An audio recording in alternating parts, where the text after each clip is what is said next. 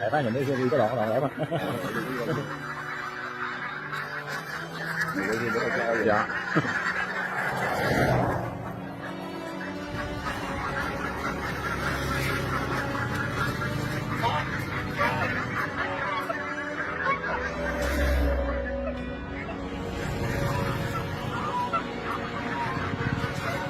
Ồ, không được đẹp.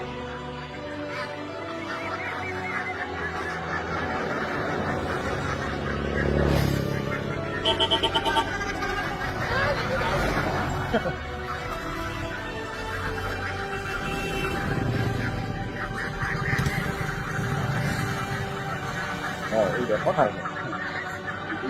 Dây.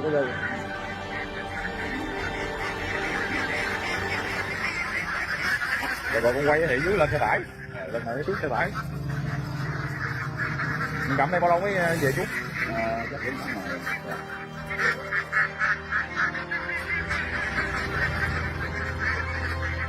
Còn nếu được lại cho anh biết là mà đưa có gì làm rồi.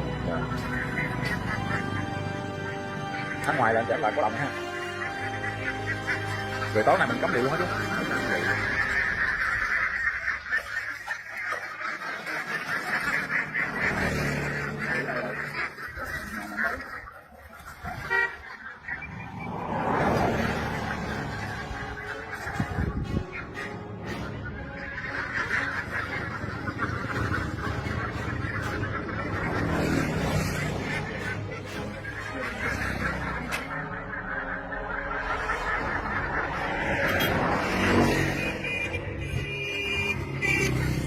Ồ, có ai rồi.